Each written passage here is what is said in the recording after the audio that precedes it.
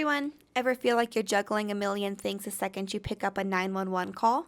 Like address, phone number, CAD codes, dispatching the right help? It's a whirlwind, and let's be real, expecting to remember every single detail perfectly, well, it's just not really how our brains work. So, today we're tackling call confusion, how to clarify information, stay on track, and make sure we're hitting the right standards. So let's dive in, clear up the confusion, and make sure we're getting it right the first time. Here's the deal. Needing a quick reminder is totally fine, but tuning out the caller, not so much. If a caller has said multiple times that their mom fell and can't get up, and then we ask, wait, is she still on the ground?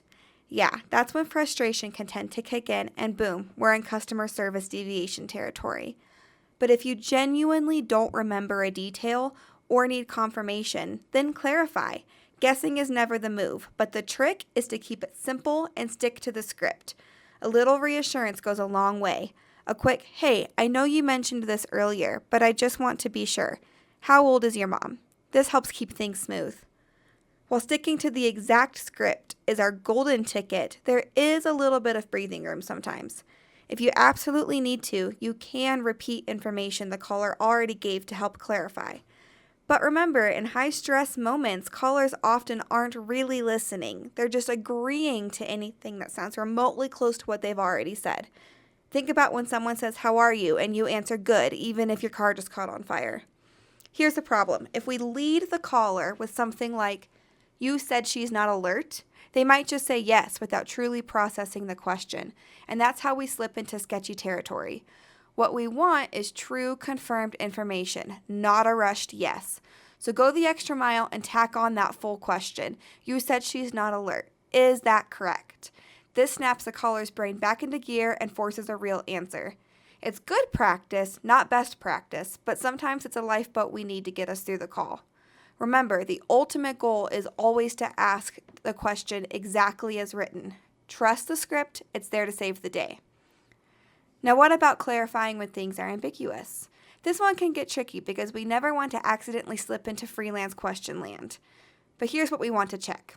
When the caller answered, did they actually answer the question? Was it enough for you to confidently move forward in Pro QA? Can you pick the chief complaint without doing mental gymnastics? If not, it's probably time to clarify. When picking the chief complaint, remember, you're not just asking what's happening, you're asking what happened. For example, someone says he has back pain. Okay, cool. Then you dig a little further and find out he was bucked off a horse. And that's a whole different ballgame, my friend. So tips to clarify chief complaint. 1. Keep it open-ended. Ask things like, what type of symptoms are they having? Or, I know you said he has back pain, but it's really important for you to tell me what happened. What about caller diagnosis? If they throw out things like stroke, seizure, diabetic emergency, asthma attack, okay, those are solid. We can roll with that. But if it's more like, I think he's having a heart attack, or maybe he has internal bleeding, nope, we don't take guesses. We need symptoms, not hunches. Timing is everything. The right time to clarify is during, okay, tell me exactly what happened. If you're all the way through case entry, knee-deep into the protocol, and still wondering, man, I can't confidently pick a chief complaint. Maybe I should clarify. Sorry, pal, but the boat has sailed. We shouldn't move past tell me exactly what happened until we have a clear chief complaint in mind. What about clarifying key questions? Sometimes the caller's answer doesn't actually make sense. When that happens, we might need to politely steer them back on course by simply repeating the original question. Like if you say, is she breathing normally? And they answer, well, she said her head really hurts. That didn't really answer the question.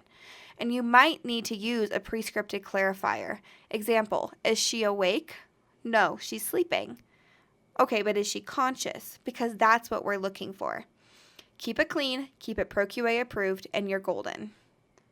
What about if we look at clarifier versus freelance? This is where a lot of people get that deer in the headlights feeling. Am I clarifying or am I freelancing? Am I about to see it on an IPR? Simple rule of thumb, if your question helps enhance a scripted question or helps you process the call according to protocol, you're safely clarifying. If your question is something random, out of protocol, or based on curiosity, you're probably freelancing. And hey, if you have a responder or medical background, this can be extra hard because you're used to investigating and you want to know everything.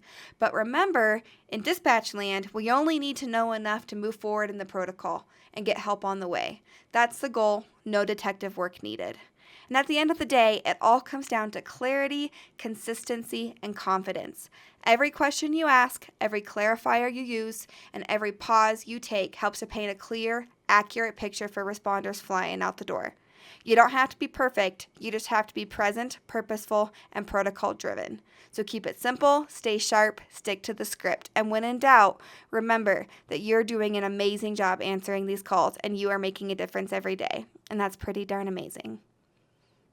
Want to access some more CDEs? Visit us at elpasoteller911.org or check us out on YouTube or any of our social media pages. Thank you so much for watching. We'll catch you on the next one.